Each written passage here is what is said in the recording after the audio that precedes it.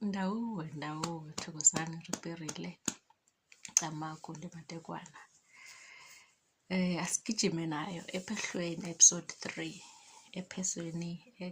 Episode 3. Untombi yolwandle sizwa kwamahlaba. Usikhala esingalingana samaxhegu. Okay, let's continue where we left. Ungenile ephehlweni, you have been screened, bakuhlola, bakufemba, yonke into le ongafanelanga ukuthi uthwase nayo bayikhiphile. Angithi so the next stage is that kumele ugajekwe.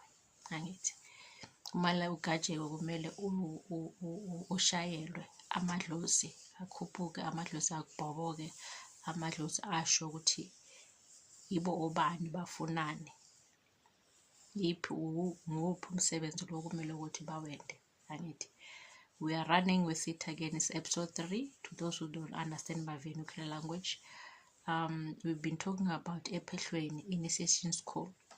We did mention that when you arrive ephehlweni, you need to be screened, you need to be examined, you need to be diagnosed as to what is it that you are here for, and then if there are any bad spirits that need to be dealt with, they deal with those spirits before you can even start your journey, right? So today we are talking about a process where now your guides are supposed to be provoked or invoked so that they can rise up and speak for themselves as to what is it that they want to do. Are they there for healing only, and then after that you go back home, or are they there because there is a mandate so that when by the time you go out, you are also a healer, you are able to heal other people, right? So that process is called ukugajeka. That process is called ukushayelwa. So I can't go into details as to what is happening there because this is a secret job that is done ephehlweni. I won't divulge much about it, so it's only for those who need to be in there to experience it, right?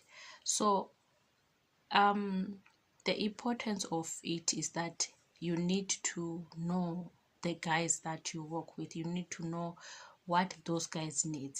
We need to know how to help you. We need to know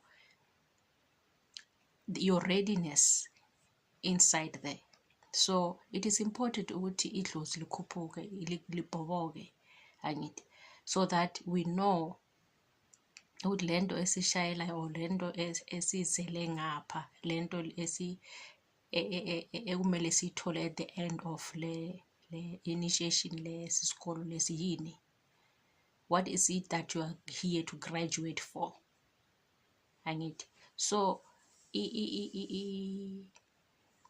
the issue of ukuthi abantu bathi bathwasile baza baceda idlozi lingabhobokanga, it's a concern also to me as to bokuthwasiswa abani ke, bokuthwasiswa abani on that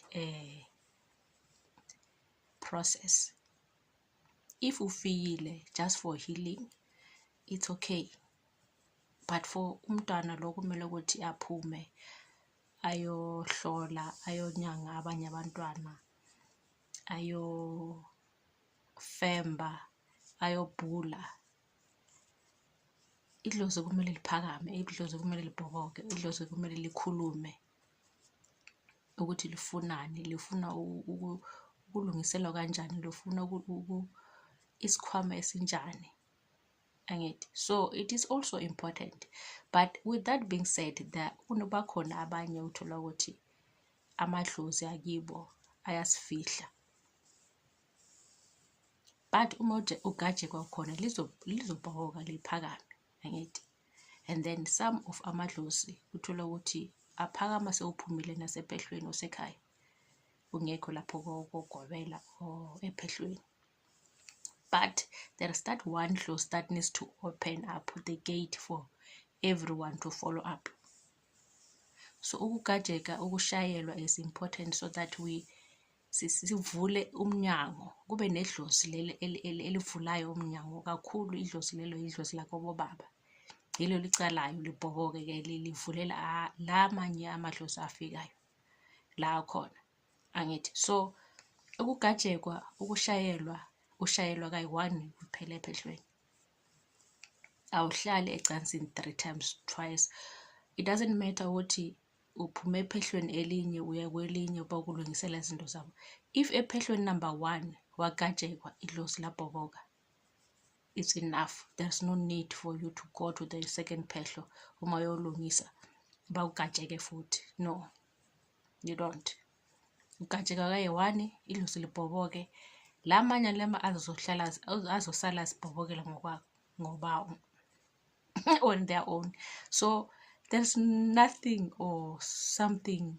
I heard somebody saying ugajeka umndawe ecansini, kugajekwe umnguni wabhoboka manje bathi bagajeka umndawe.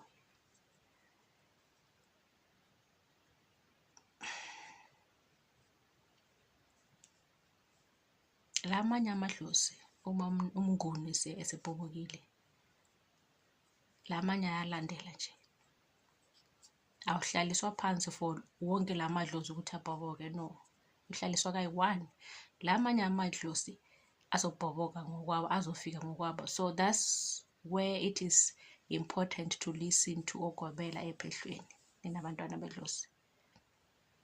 Mase ufikile selibhobokile idlozi, ugogo mento gobela athi, mntanami ngo-3 o'clock siyavuka siyohlehla, ngo-12 o'clock siyavuka siyohlehla, 6 o'clock siyavuka siyohlehla, emini siyavuka ntambama not siyavuka emini siyahlehla ntambama siyahlehla. Don't say no, this is too much. What. Whatever program that you are given because ugobela yakwazi ukuthi usasenamadlozi amanye asele la kumele ukuthi abhoboke nawo.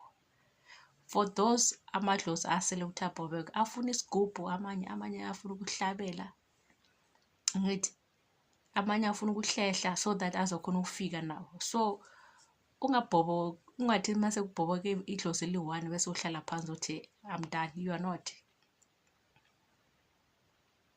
And umuntu onenkani-ke for some idlozi lomndawo lisifikela nje ngesikhathi salo, yabona. So uma ungahlehli, uma ungashayeli isigubhu, ungahlabeli, uthola ukuthi idlozi lakho leli elifuna ukulandela ngemuva lidlozi elithanda isigubhu, you'll have a problem. Lizokugulisa lelo dlozi, lizocindezela nomzimba lo, yabona, until uzoyohlehla so that likhona ukubhoboka or likhona ukuthi liphakame.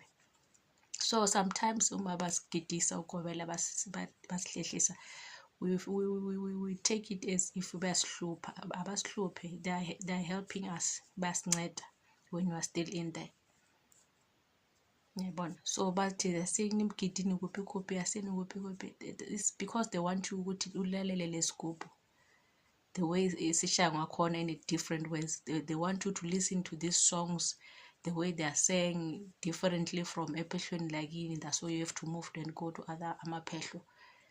Uzathola ukuthi one song that is saying ephehlweni labo zibani hilo eliphakamisa idlozi lakho, yabona. So after ugajekwa then siyahlehla, it will go with iphehlo lakini ukuthi lenza kanjani, kodwa it is important to listen to your drums, to listen to ugobela so that they can help you ukuthi la amanye amadlozi aphakame nawo afike and communicate,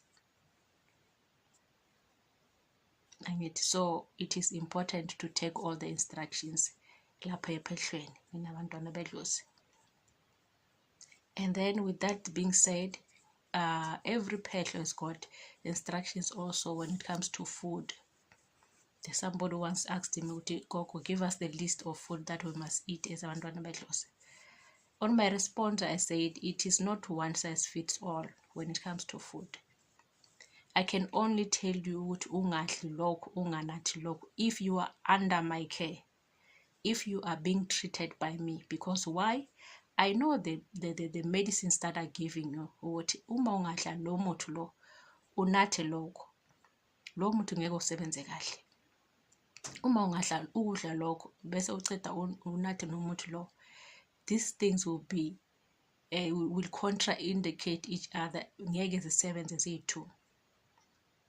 Uma ungadla ukudla lokho kumele uhlehle, ngeke you won't be able to do that, because the other foods, when you eat them, they stay for a long time in the gut. It has nothing to do with ukudisturb idlozi, but it will has everything to disturb with digestion system yakho angithi. So uthola ukuthi the absorption of le mithi le, it becomes slow, or it is cancelled altogether because of the food that you eat at the same time when you drink medication.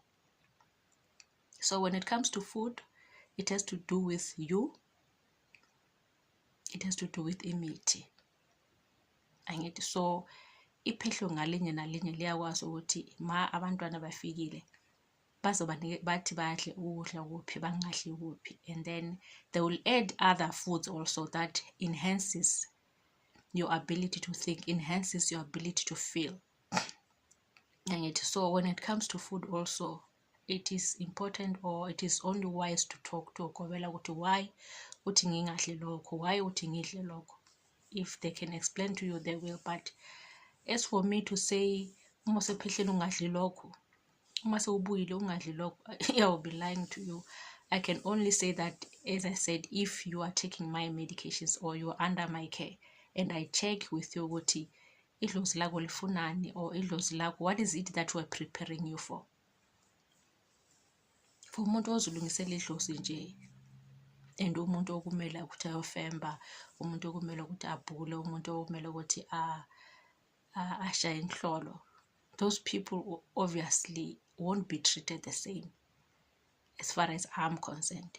I don't know about other people, but yeah, kunjalo. Some of the foods is not because it hinders your amahlozi akho, or senza ukuthi amahlozi akho akwate or angaphakami. No, it is because of the digestive system. Sometimes when usephehlweni, we have to numb your feelings so that you can concentrate on your journey.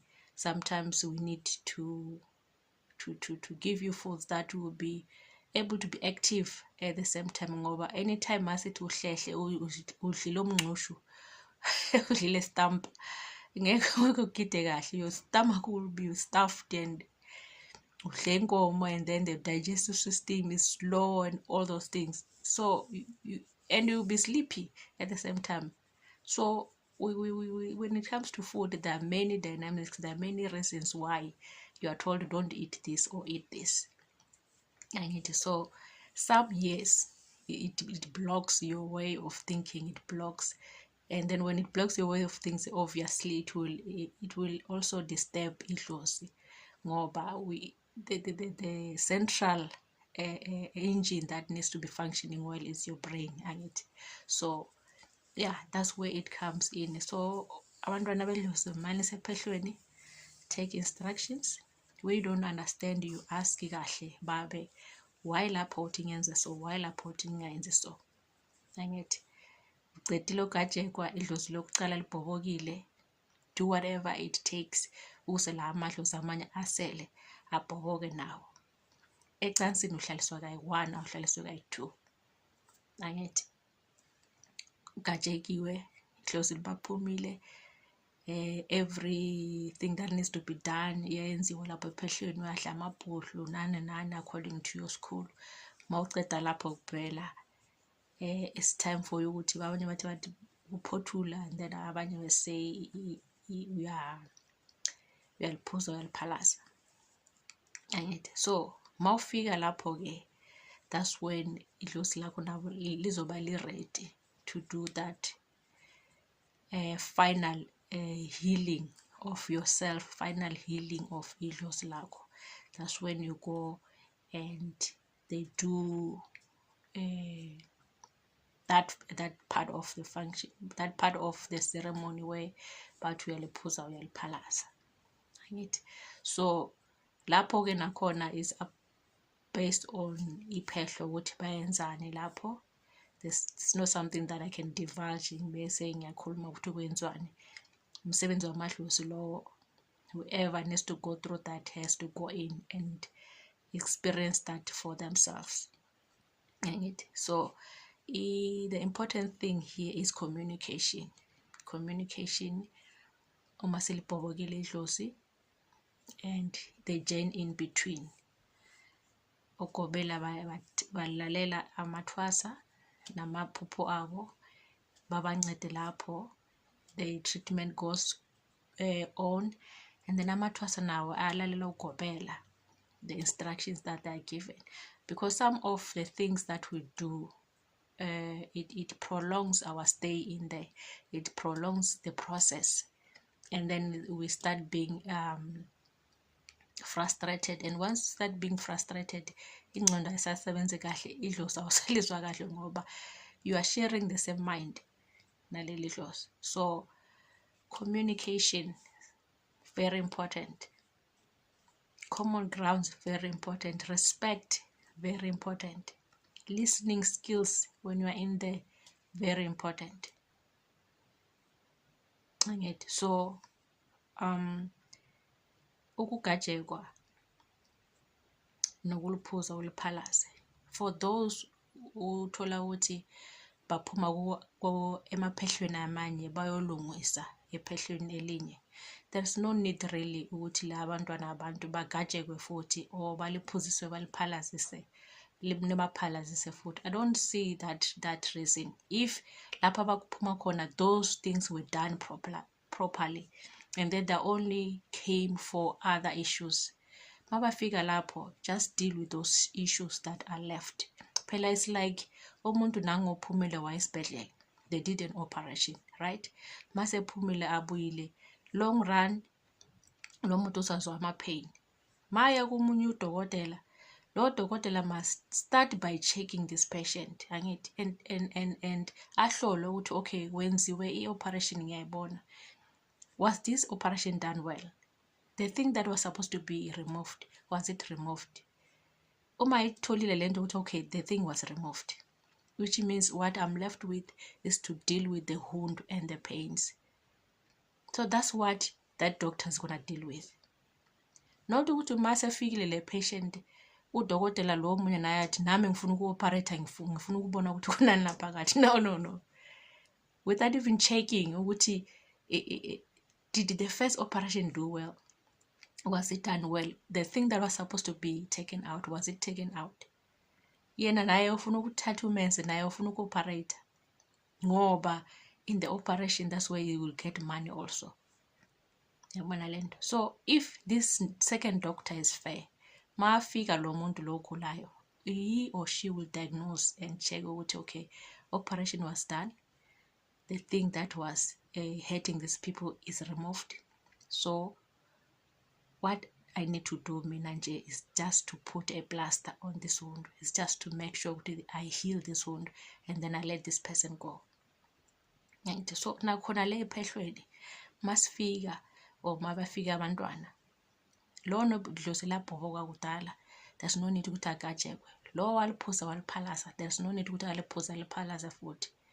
There are things or ways to rectify, there are things or ways to ukulungisa lo ofikile with all these things which have been done already. If they were not done correctly and you are bona ukuthi kwagajekwa kodwa zange labhoboka idlozi, that's when ungamcala phansi. Okay, lo uliphuze waliphalaza, or lo waparolwa kodwa akadliswanga imithi correct, akadliswanga imithi elungile, akadliswanga imithi completely. That's when again you can say okay, simele sikuparole futhi, so that we khona ukudlisa imithi which is correct. Nayithola nendaba. So lo wadliswa imithi right ngesikhathi eliphalaza, there's no need ukuthi aliphalaza futhi. Lo wadliswa imithi right ngesikhathi parola, there's no need ukuthi aparole futhi. Lungisa lapho okunenkinga khona kuphela, bese uvumela lo mntana ahamba ekhaya. Umuntu akagajekwa kayi-2 if idlozi labhoboka, akahlale ecansini twice. Umuntu akaliphuza liphalaze twice uma lo msebenzi wenziwe kahle lapha ephuma khona. Second time niyalungisa nje idlozi lapho kumele nilungise khona kuphela. The ways of rectifying, the ways of ukulungisa lapho kufanele kulungiswe khona without repeating the same things which were done correctly. I don't see a reason why we are repeating the things that were done correctly. Ekucaleni yiyo nje lento ethola ukuthi amadlozi asihlukumeza when we are trying 3-4 times doing the same thing kodwa uthola ukuthi into azilungi. Abanye bayafa in the process, abanye izinto ziba worse in the process of trying ukuthi silungise. So let's just diagnose, see where the problem is and fix that one problem. That's it. Uma umuntu ufikile, the only thing le shotako isirobe from ukuparula, makadlisiwe isirobe lo muntu ahamba ekhaya. There's no need ukuthi aliphuza liphalaze futhi. That part was done with. Uyenze kahle, icedile, umnguni wakhe ujabulile, akanankinga. Umuntu onenkinga ngumndawo kuphela, akuparule kuphela umuntu ahambe. If into yakonakala from the start, lo muntu ungenile azange agajekwe, azange labhoboka idlozi, uliphuza liphalaza angu-Rachel nje kuphela, idlozi lingabhobokanga, nguye ke lingamcela phansi lo.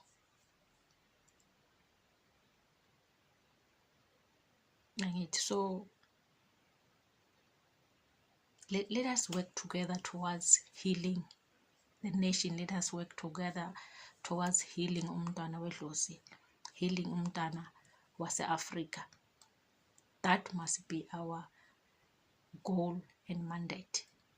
Ndawuwe, shewe.